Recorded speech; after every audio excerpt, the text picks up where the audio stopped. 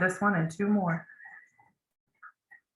So just so you know you're in the right place at the right time, we're going to talk about statutes and regulations.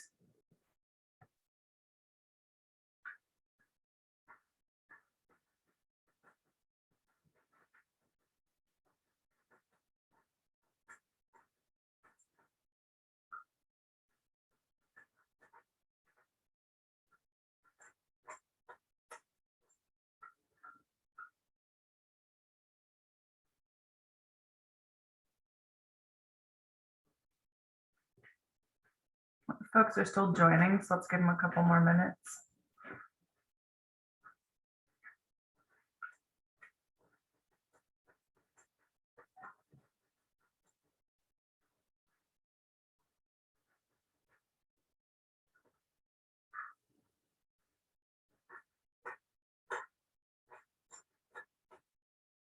I see Amber has psychically guessed what I'm going to ask you to do, which is put your name and organization that you're with in the chat as we wait.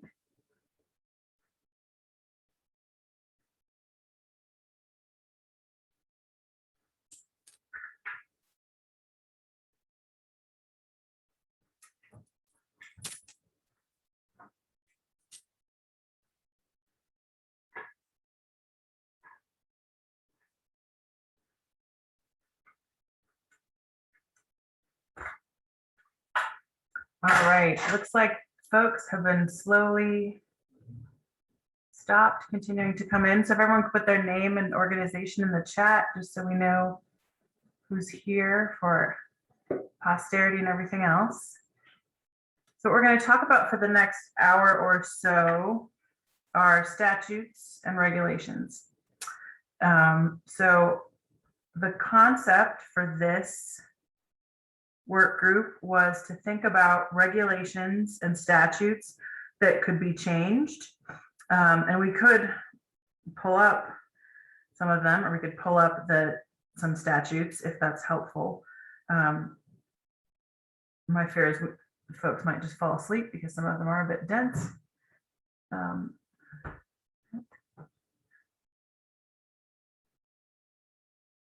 And part of what we might cover is if you have an understanding of a statute, we could visit about that. For example, the scope of exempt care or the process of issuing a cease and desist and obtaining an injunction for providing care that should be licensed but is not. If there are holes in your knowledge, so because that could inform us, we may come to this meeting with specific ideas about what we want to address and what we want to change, or we could come with, I don't understand what X is. And that might inform our discussion on holes in folks' knowledge as we create materials that will help folks make more informed decisions or make different kinds of decisions, or know how to ask questions or know how to get the answers they need for any of a number of things. So did anyone come to this meeting? Oops, a couple more. A few more folks. Did anyone come to this meeting with specific ideas of things in, let's take statutes first, things in statute that they wanted to change or that they wanted clarified? Hi, Laura. I had a question, if I might. Please. In our previous meetings and situations live with the folks from CDHS, I wondered if in the current process, there's a point that any of you get to in cease and desist, investigation, and or the injunction process that there's a value or a belief that there might be value of the intersectability of law enforcement, local law enforcement, and local child protection. If there's this point in your process, how you know it today, that it comes to mind, it would be nice or it would be helpful if there is some sort of specific intersection. Nicole, that's a great question. And I'll step in and give you a brief summary of the work group we just had with law enforcement. And then I'll let anyone from CDHS jump in as far as what their wants and needs are. So we just visited with the work group talking about what information we could get to law enforcement, what they needed, where they saw themselves sort of fitting in. If I provide you with that info, would that take a step towards the right place? So what they said, or what we heard, was that law enforcement does not have they need a basic understanding. They do not yet have a clear understanding of what care needs to be licensed and what care can go unlicensed. They would like to understand how to read a license, so they understand sort of what they're looking for. You know, is this license current? Is it not current? How many children are licensed to be here? They'd like to have a more robust understanding of what care is exempt. Law enforcement suggested that a registry of folks who are exempt would be appealing to them, so they could look it up. I know there's some issues with that. There was a suggestion that perhaps if there were a call made, and some counties are doing this with mental health specialists, if there were a call to a particular home where they knew that unlicensed or unsafe, non-exempt care was potentially going on, care that was of a concern, that a licensing specialist could co-respond with law enforcement. There was some discussion that co-responding could sort of help folks feel less anxiety or stress about being visited by police.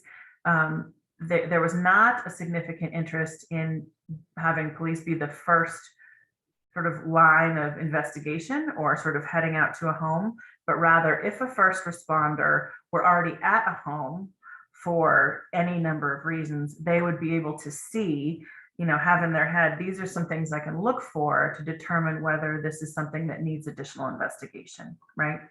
So if they're already out on, you know, an abuse and neglect charge or something, and they see that there's no license on the wall and there are 6 babies and 1 person, and, you know, children, you know, whatever other, you know, other signs that we can look at of unsafe care.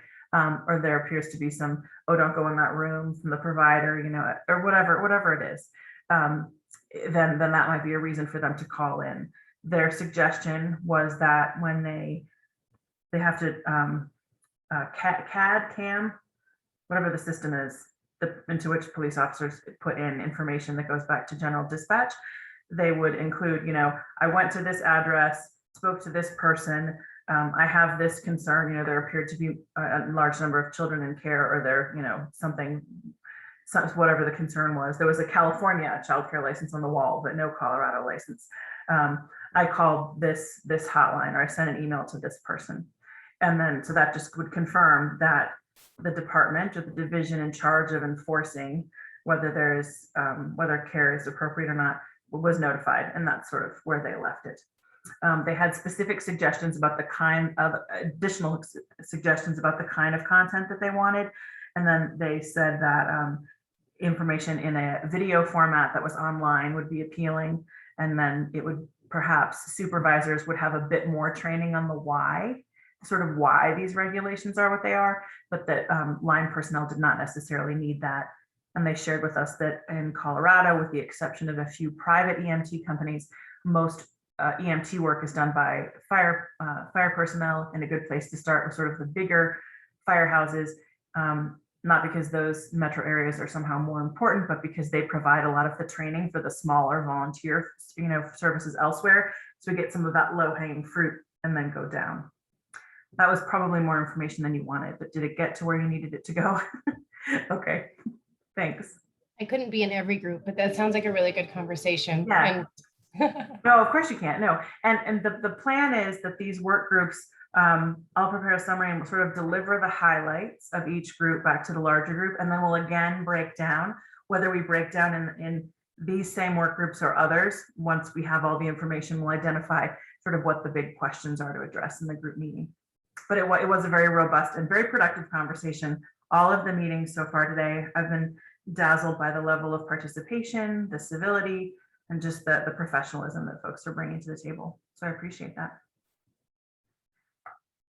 So are there statutes about which folks have questions, or is that distinction between statute and feel free to put it in the chat, between statute and regulations not productive at this point? Are there bills we should be running?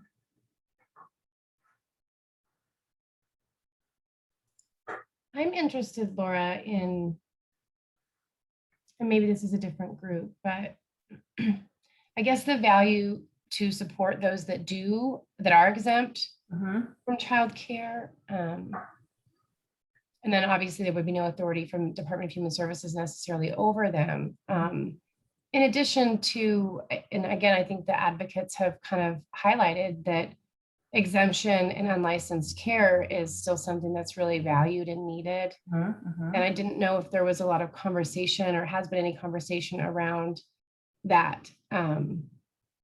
And so is imposing more, statutory, legislative, rule, how does that impact considering some of our different communities? It's a good question. I think that largely depends on the kinds of statutory reforms we're thinking of. So for example, one of the things that came up earlier today was the issue of fines. So historically, if someone is unlicensed and non-exempt, they could be fined, but that fine needs to be issued by an ALJ. Now, my understanding is that the Ellie Matthews bill contains some provisions also relating to fines. We may need to sort of crystallize how, what those things are and sort of what the abilities are of individuals within the department to issue fines or not. So we may need more clarification, or maybe we just don't know. Maybe it's just some information we need. I saw a difference in the statute in the definition of a family childcare home and of a group center that was confusing to me about why it was there. One of them said, if care is provided in X circumstance with or without compensation. And I don't know why that would be in one definition, but not the other, for example. So there may be inconsistencies there. I do think that we could consider how exempt care is treated in the statutes and in the regulations, and perhaps have more robust definitions, for example. So to eliminate unnecessary calls on exempt care that is absolutely legal and absolutely safe, right? So maybe that there's some additional regulations there. So in my experience, folks in Colorado can be hesitant to suggest additional statutes and regulations because many people don't want unnecessary additional governmental regulation of their day-to-day lives, but there may be some inconsistencies or language changes that could make exempt care what it is and the role it plays in Colorado sort of more authentically seen and less marginalized, right? Because of the importance because of the important role it fills in all communities, but particularly communities in which there is not a lot of licensed care.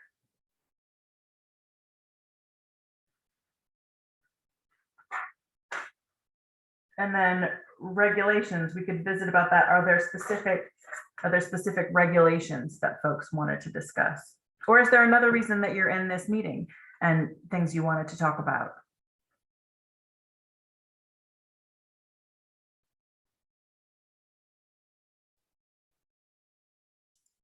Sorry, Laura, one more question. I know it came up in the last meeting, but did law enforcement talk about, and I don't know every situation that brings us here today, I know of a few, but about access, about being able to gain entry and or assess a person's residence that is exempt or unlicensed. Maybe someone from the department can talk about the limitations on entering. I think this is what you're asking about, Nicole, is about entering a home without permission where there is a suspicion of unlicensed and non-exempt care. Well, I'm happy to talk about that, Laura. So the fact that people are exempt from licensing means they're exempt from all regulation of licensing. So we actually only have authority in statute to go and investigate if they are providing care that requires a license. And then if they are, then we can serve the cease and desist order, go for fines or injunction. But we have no regulation authority to regulate, go into a home, ask for records. Um, Essentially, they're exempted from all of Part 1, which is the entire Child Care Licensing Act, which we write our rules and enforce, like child care center rules and family child care home rules. All of that is through the Child Care Licensing Act, and those programs are exempt from that. And so we don't have any authority over those programs.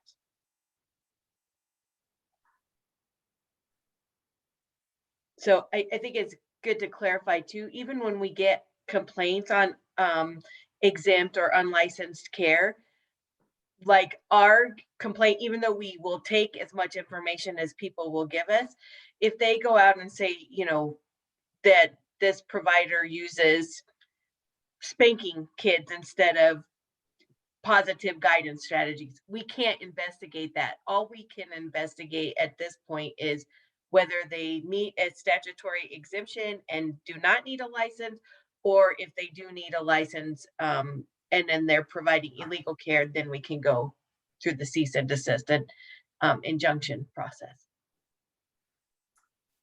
Maybe either Karen or Mark, you could put, I don't know if Mark's in this one. Oh, there you are. If you could put into the chat a link to the statute where the exemption lives, and we could pull that up and just look at that. I meant to pull it up earlier, and then I didn't, but if I can share my screen, and then we can take a look at that, because one of the comments, Corey's made a comment, which we've heard before in other groups from various folks, is that one thing that needs to be made clear or more clear is that legal unlicensed childcare is 4 children per home and not 4 children per adult. So we could start with, as a starting place, with sort of the exempt care and what that looks like, just as a jumping off point to get our discussion moving. I'd like to see the rules and regs that we have on the books being enforced and levied. It was surprising and disappointing to hear from the 9 news stories that 0 fines have been issued for illegal care in settings, even despite, oh, it got cut off. Is that the Ellie Matthews bill? Probably, so that's going to say. Even despite multiple cease and desist orders being issued for some, that just got cut off.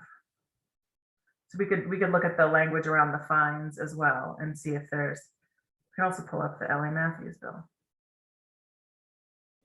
I think it would also be great to see that the fines or the enforcements are done sooner versus multiple cease and desist letters. I mean, you're given 1, why should you be giving 2 when you know you're already doing something wrong? Why aren't we levying fines on the second one? Why aren't we progressing to court sooner than later? What, you know, where we have a death come into the play? Why are we waiting till a death happens before we're progressing further to court?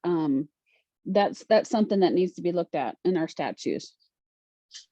Okay, so we're looking at fines and when they're levied and by whom,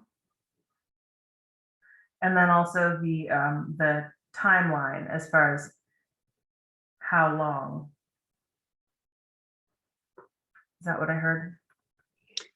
Yes, I mean, it shouldn't take 2, 3, 4, 5 cease and desist letters before we're in court with someone who's providing illegal care to the point where we get to there's a death. That we shouldn't be to that far. We should be, they've gotten 1, we get to the second one, we should be progressing to court right then and there. I mean, there should be something to speed this process up. I mean, some of these people that are doing it, I mean, they're getting to, Mark mentioned in one of the other groups, or Adam, I mean, that people like the one provider and Parker, she moved and then they had to find her again. This is what a lot of these providers do, is they'll get a cease and desist, they'll move, they'll go to a new address, they'll start all over again. So there's got to be a way to make this move faster so that they're not moving, they're not redoing this again and again and again. Laura, Maybe Mhm. I could clarify as well. I think this is another kind of myth that exists out there. Sure. The department in order to do fines on a childcare provider, they have to go through the administrative court process, which is a legal process. And then it is really, we have to show evidence to a judge that shows that a person is providing, because one of our exemptions is care with no consistent pattern, right? So we, not only is it just providing care for more than 4 children, we also have to provide that they're providing unlicensed care with a consistent pattern. And in order to meet that legal threshold, we have to be able to show that consistent pattern. So I think that's also difficult for people to understand, because it's not just as soon as we see they're providing care over 4 children. There's also it would show on the statute, care with no apparent pattern is also exempt from Okay. license. Am I showing my screen? Yes. Okay, good. I have never actually done that before. Whatever, now I have. I'm kind of feeling proud of myself right now. So if you look at what it doesn't apply to, because this is the beginning of the child care licensing statute, right? We can see that up top, 26. And then 24 is the administrative code that talks about how we interact with the Office of Administrative Courts. So this does not apply, meaning the Child Care Licensing Act Part 1, which is what Karen just referred to, does not apply for to religious instruction or for a single skill building purpose. So that would be like for religious instruction specifically, or single skill building could be a soccer camp, right? Or something along those lines. And then a child care facility, which is licensed, which is B. 3 is sort of that temporary, you've got like a drop-in center. They don't need to be licensed. And then this D is one of the things Karen was just referring to, occasional care of children that has no apparent pattern and occurs with or without compensation. So here, like I said, I think there's a little discrepancy about the compensation between here and the definitions, but it's possible I'm the only one who cares about that. So occasional care, no apparent pattern. So that's where the multiple visits are important to identify whether or not there's a pattern. If E, which is sort of, I'm at your house, I'm not in the childcare business, but I'm at your house and you're going to watch my kiddo for a short period of time. And then the little I, capital I, or capital 1, this is where a lot of the exemptions lie. And this is where I think we could work on some additional graphics and sort of, so it's more easily understood. So an individual who provides less than 24 hours of care in a place of residence when one of the following conditions are met. Okay, so only one. Oh, and I should give a legal disclaimer. I may be a lawyer, but I'm not providing you with legal advice. This is merely a general discussion of legal principles, etc. So the child's being cared for are children who are related to each other from a single family. Okay. B, there's no more than 4 children being cared for with no more than 2 children under the ages of 2 from multiple families.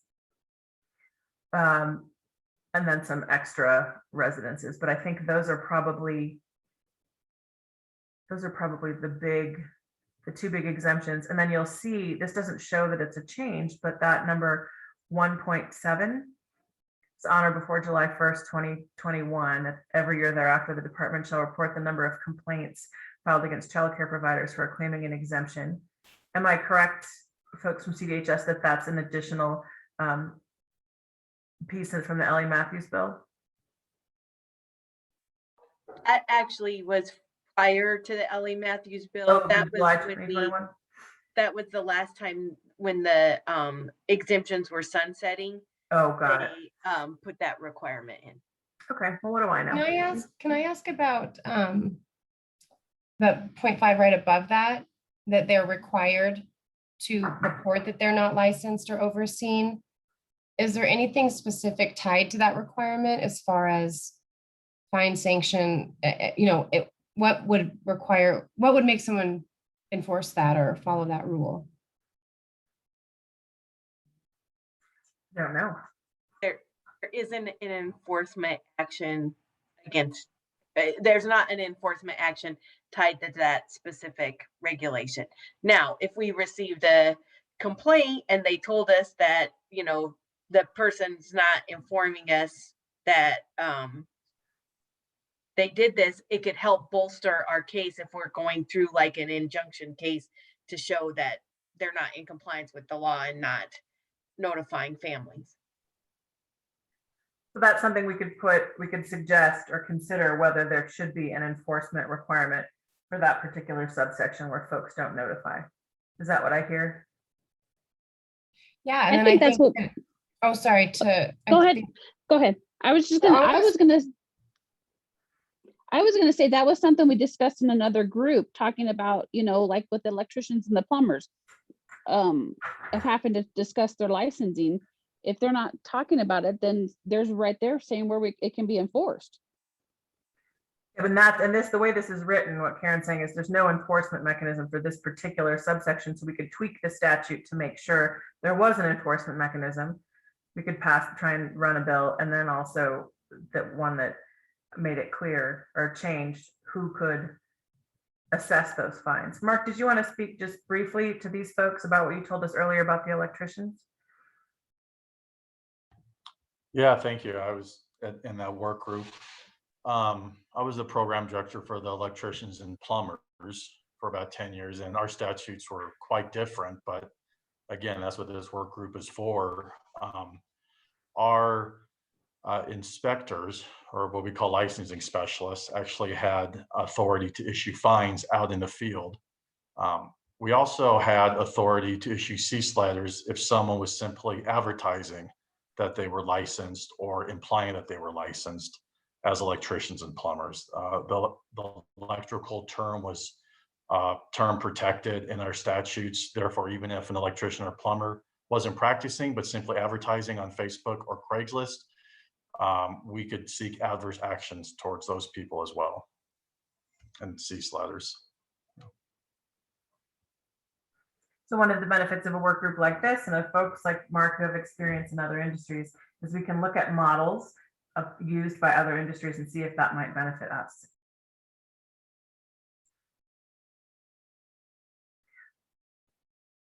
All right, maybe we should look. I'm curious if there are other states that, you know, do this really well. When you just mentioned models to consider and look at, are there other states that we could, you know, use as a reference as well? There are a number of other states, and they do it in a variety of ways, including fines, and I believe there are even some that have prison terms. Yeah, there's, I believe, 2 states that have made it a felony to provide unlicensed illegal childcare.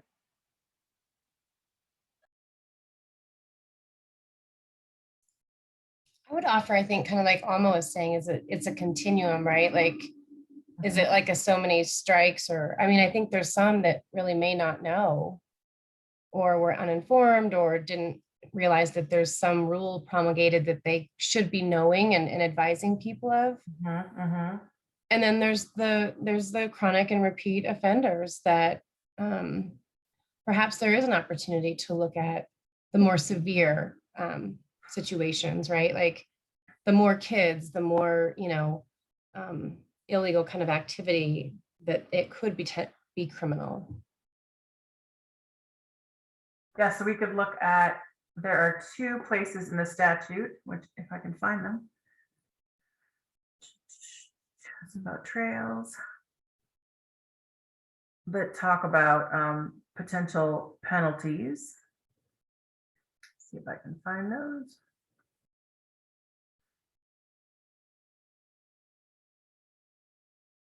Lines of local governments.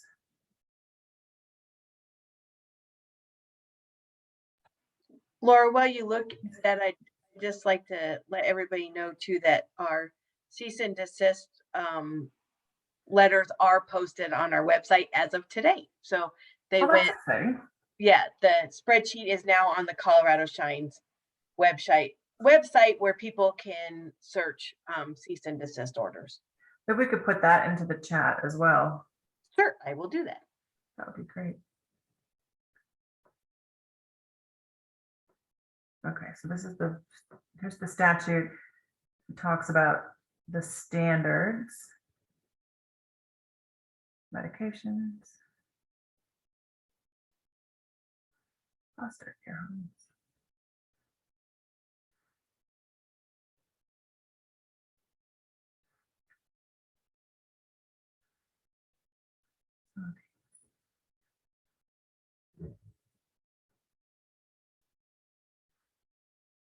Complaint, okay, this relates to the childcare complaint itself.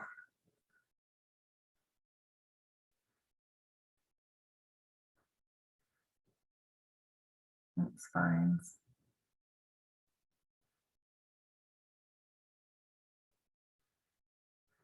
Well, we can stop sharing. What, so folks would like to see, well, here we go, here's an injunction. A decree. Penalty. Any person violating any provision of this part 1 or intentionally making a false statement is guilty of a misdemeanor and shall be punished with a fine of not less than $500. So there's a separate section in here that also talks about fines that does not make it a crime, a misdemeanor being a crime. And so we could have some legal opinions about whether those two provisions mean something different or whether they overlap. And then we could look at here and elsewhere, places where there are fines, references to fines and how they are assessed and when. Would that be something that the work group would be interested in sort of getting a summary of those laws pulled together? Yeah, and I was wondering, I don't know if it needs to be specific, but if it's not just household or provider driven, but really number of children driven. So do the number of children illegally cared for drive, stricter or greater penalties? And my question too is when that penalty cost structure was maybe last evaluated? I can tell you, so this entire section was added. So if you look here, entire section added, looks like in 96, then it was amended in 99. And if you look at this, in addition to any other penalty, any person violating this part 1, I guess that'd be a question if this part 1, if this entire part 1 doesn't apply to, well, I guess it would. So if someone is exempt because they have 4 or fewer children from more than one family and fewer than 2 infants, and they are not doing that, they're providing care for more children than would appropriately fall under that exemption, then they would be violating this section 1. And then this would be one place, I would imagine, that we could assess a penalty. And what Mark was speaking to is this section 4. This department may assess a civil penalty in conformity with the provisions in Article 4 of Section 24. That's the language that, in my opinion, not providing legal advice, small print disclaimer, says that the hearings, that it must be assessed in connection with the hearing. Is that what you all think, CDHS?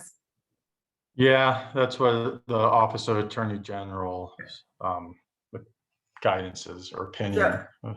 Yeah, and so that's where I would see it. So we could rework, we could try and run a bill or try to evaluate whether we wanted to change this section and then say, the department may assess whatever the language is for the electricians. We could include something similar so that the department itself could assess a fine. And then number 2, in section 1 here, it says $100 a day. And each day a person is in violation is a separate offense. So it's $100 a day, maximum of $10,000. to someone's point, I apologize, I didn't see who made the comment about the per child, we could change the metrics used for providing care and assessing the fines. Is that what I'm hearing folks would like to at least investigate? I think so. Okay. I think the more children, dependent on age, the potentially more dangerous it is. And so slightly over ratio for exemption versus, 20 to 30 kids is, I think, more egregious. And maybe Leila? the fines need to be assessed per, say if they're only over one kid, no, maybe no fine, but if you're getting into 15 and 20 kids, maybe the fine needs to go up per the number of children. I mean, that's such a huge liability and risk for those kids and so unsafe that, maybe the fines need to be increased based on that too. Mhm. Mark, do you remember if the electricians had the opportunity to appeal? So if there was a fine assessed, if they said, no, I didn't do that, could they appeal that? So there was still some due process in there? Yeah, the first appeal process was actually to go through me as the program director. That was Mhm. within 10 or 15 days, I think the fine language was. And so the reason that's great work. So the reason I asked that question is because of that pesky constitution that says that if government's going to do things, folks need to have an opportunity to be heard and due process. And what that looks like at different stages can change.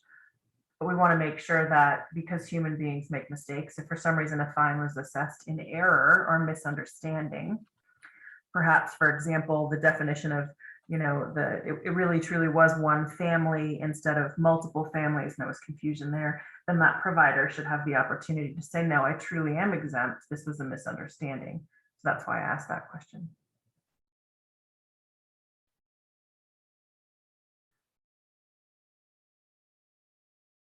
All right. Are you all seriously put to sleep because we just looked at statutes now? Are you so bored? So the other thing we could visit about, so regulations are going to apply to licensed providers. Is there anything that we should talk about? Because we just spent a little bit of time with exempt providers and looked at the definition of those. And then we looked at the question of fines for folks who are exempt. Is there, are there discussions or changes, reactions people have to the provision of safe care and with licensed providers? Karen, I was going to ask you, we recently met and had a really great conversation with Karen and her folks about a licensed facility in Douglas. So we were kind of walking through the different, possibilities to remedy some of the ongoing concerns. And I didn't know, Karen, if after we all spoke, there were, I guess, opportunities or gaps as you see it, maybe in relation to that. It's not obviously at a severity level of a fatality or anything, but it's just kind of this repeat chronic facility leadership potentially, right? And not always necessarily at the individual child care provider or teacher's level. And I just think there was a lot of discussion around if this, then this, and if we go this route, then this, and kind of, I just didn't know if anything kind of came up where there might be opportunities. Not to mention too, I think the most extreme decision to close a facility really impacts all of those kids and families too, that wouldn't then have care, suddenly. So. Yeah, and I think, I think obviously we really are, want to be cognizant of, like, to Nicole's point, it is whenever we take a license or shut somebody down, we want to do that really looking at the hardship it creates to families, especially I'm speaking more of licensed care, and that's what we were meeting about with Nicole and her team as well. And so we take that very seriously, ever doing a summary suspension of a license where it really does create a hardship for families and they have to find alternate care, but obviously our main concern is the health and safety always of children in care. And so I think that's where it's been really very beneficial, like the relationship we have with our other county human service providers and law enforcement when we work on cases together. It's good for all of us to collaborate and kind of throw ideas off of each other. And I thought I agree with Nicole. I think this case that we'd been working on, I think it was really good to have that collaboration. And so I think, you know, with the unlicensed care, I think involving more child protective units and more law enforcement units to have a coordinated response, and just even to have support of each other in maybe thinking about how to most effectively get individuals to come into compliance. I think that's great. And one of the series of questions that we have had in some of these other work groups is how does, DHS work with, the counties, social services, how do they work with licensing? And then how does that interact, for example, with CCAP, to the extent that, or other funders. So I think getting an understanding of how departments within the state, or even, departments of the state that interact with the feds, how we can use those existing relationships to sort of continue to do that. And there is a difference between how we work on licensed programs and how we work in unlicensed childcare. So the difference now is we're much more coordinated on the licensed childcare programs because, for instance, if a child protection unit goes out and does a investigation for abuse or neglect, because remember, licensing only investigates licensing concerns. We don't investigate any child abuse or neglect. That's all done by law enforcement and county departments of human service to their child protection units. But what we do is we always follow up once a county has made an investigation for abuse and neglect. And based on their finding, we do a follow-up investigation. We call it a stage 2 investigation. We do a follow-up investigation to see what licensing concerns exist related to that child abuse and neglect investigation. And then also, if like county child protection goes out there and tells us there's imminent danger to children, like we're out there, we feel like children are in imminent danger, then we can do a summary suspension of that child care license. So the mechanism for the unlicensed care, when we have involvement, usually we get involved when we're notified by law enforcement or county child protection that they're out at a case of unlicensed care and there's concerns, right? They loop in licensing for like to serve the cease and desist and help with that process. So and then licensing will, if we go out on an unlicensed complaint and see any danger to children or criminal activity, anything like that, we would immediately notify both law enforcement and child protective services where we're at, for their response to any imminent danger to children or criminal activity. Karen, I was wondering, just for the sake of conversation, I think that kind of back and forth and the sharing of information and the joint investigation is pretty, it's accepted. People are comfortable with that when there's a licensed facility. I think that what we've noted on some other ones is there's this kind of gap in an unlicensed or an exempt circumstance. So if, for example, we got a report that there was simply too many kids that weren't legally present in a home, that wouldn't necessarily constitute an allegation of abuse or neglect currently under Title 19. However, what we often find is that we're going out because, let's just say there's biological children, there was a domestic violence incident, and we learn that there's an unlicensed facility, right? And my question is, when you guys are going out maybe on one or even two, I just looked at your spreadsheet where there's a handful of pretty chronic folks that have been served multiple cease and desist, but maybe one or two, and there's no allegation against their own kids. There's maybe no allegation of abuse or neglect with the, childcare kids. Are you, or would you, as part of your process, reach out to the department to ask, or are you able to look up in trails if there's any intrafamilial history in that home? And would that maybe raise your concern? Rather, like if you knew that there's been 6 reports of domestic violence with the biological children, and maybe DHS wasn't aware that there was there's children being cared for in that home, would having that information or having some different process for information sharing and collaborating, would that do anything? I think if we had more enforcement action, like right now, it would be the same thing, even if you told us that we could just go out and serve a cease and desist order.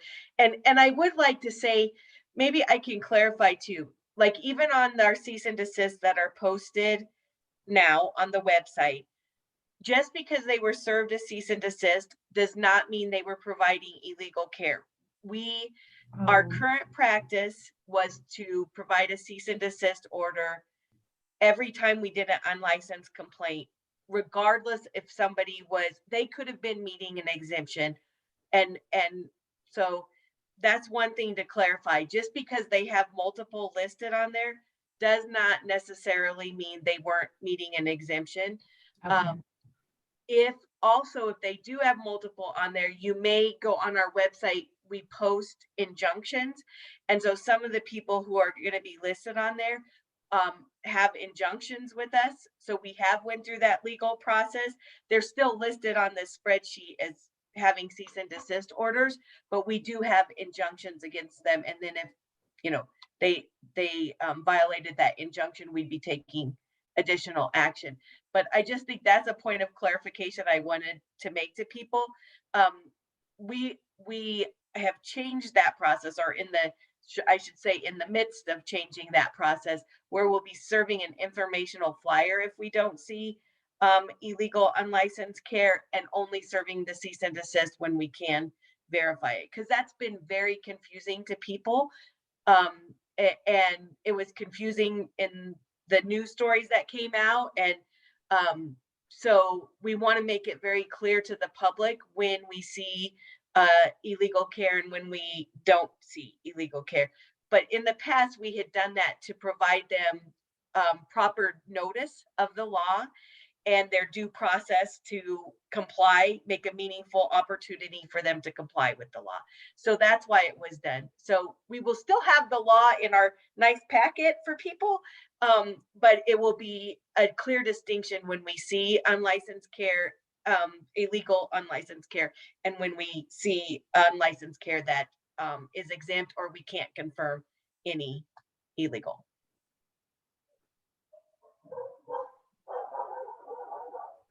So it sounds like one thing we could do is summarize a little bit of sort of the procedural pathway for both licensed and unlicensed care. I don't know that could be out there and I haven't seen it, but just to clarify the way that the two are treated differently, that could be useful. Maybe let me pull up the cease and desist form here just so everyone can look at it quickly. Oops. Now let me see if I can share my screen again. Like a screen sharing boss. Let me see. Oh, there we go.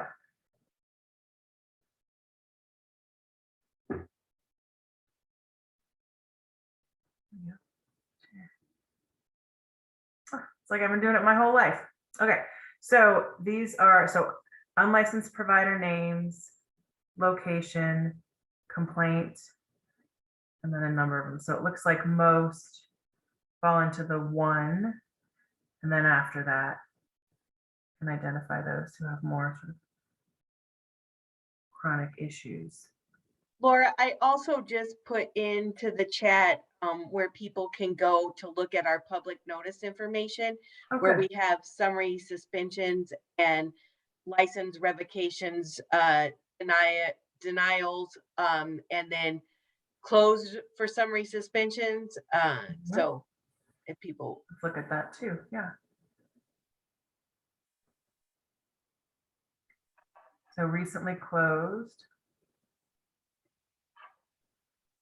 So this is slightly different in that this has dates, names, and full addresses in addition to having, yes, because once we take a legal action, that's public information as mhm, part of the Colorado Opens Records Act. So mhm. once we actually take a legal action, that information is available publicly. And this, am I right that this thing that I have open right now with the Child Care Development Fund, I believe that is what Mary Alice referred to in our last meeting where she talked about there were some initial plans to figure out how to use the funds. Is that right? Does that sound right? You're not presenting anything right now. Oh, I'm So- not? Oh, that's unhelpful. So I'm like, I don't know what to. All right, I got a little cocky with me pretending like I know how to share my If screen. you change tabs, Laura, you have to go back out and come back. It doesn't Oh. let you just, Whatever, I tried. I So know. anyway, so in that it's annoying. same link in the public resources, the first entry looks like it was the schools that had been, and then the providers that had been closed down. And then the second tab had to do with the fund allocation, which I know has been an issue from the very beginning of the first survey. Folks identified financial need for schools. And obviously anything, if we can use funds that will be available to help folks become licensed or help exempt FFN providers, et cetera, remain safe. That's an important use of those funds. So I believe, and I could be wrong, but I believe that that is the second line item on the link that Karen showed, and it's currently open for public comment. So for those of you who are interested in where those funds are allocated, providing public comment, I will tell you, I truly do believe that every single comment is read by many, many folks with influence. So I would encourage all of you at all instances, but for that one in particular, related to what we're doing now, to provide that public comment. So sort of to sum up, what we have talked about is we talked a little bit about the role that local law enforcement and first responders could play. We talked about fines. We talked about the process for administering fines, and then how the cease and desist process works slightly differently for licensed and unlicensed / exempt providers. We talked about maybe some questions about how fines are calculated and whether it might make sense for us to consider, or for folks to consider, changing the way that fines are calculated so it's tied not only to the duration of care that is not allowed, but also the number of children in care. We had some conversations about the interaction between the different departments. For those who enforce Title 19, which is the abuse, neglect, maltreatment statute, and those who enforce licensing, and whether there could be some additional cooperation there. We visited a little about the Ellie Matthews bill, the most recent amendment to these statutes, and then looked at a couple of resources online. Are there other questions that folks have in our remaining 6 minutes about statutes or regulations? Things you're like, oh, why didn't Laura ask me this question? And she was too busy showing off that she could share her screen. All right, well, here's what I'll say. So I will prepare sort of a brief summary of what we talked about today, as well as all of the work groups, and we'll provide that at our next meeting on July 1st. If when I'm doing that, I missed something, please let me know and feel free to speak up, and then we'll leave some time to divide into subgroups again. I am not convinced that the subgroups will be the same as what we have right now. We'll identify sort of overarching themes, and then we'll allow folks to interact, and then we'll decide sort of when the next work groups will meet. I do think it's productive to meet in work groups outside of our big meeting, because that way we're able to dig into a number of different issues since we're moving so quickly. These recordings will be posted on the website, so you can go back and listen to this over and over again if that is what pleases you, or just make sure that you remember things correctly or whatever you need. Also, if you don't have, if you think of things between now and our meeting or at any time during this process, if it's easier for you to shoot me an email, if you're a typing processor and you want to just give me a brain dump, I'm happy to look at that and include those recommendations in summaries to the larger group or in the ultimate report. So don't feel like if you know, speaking up in a Zoom setting isn't your thing, feel free to reach out to me personally, either with by email or for a phone call. And you all should have my email address, but I'll give it to you anyway, right here, in case you lost it.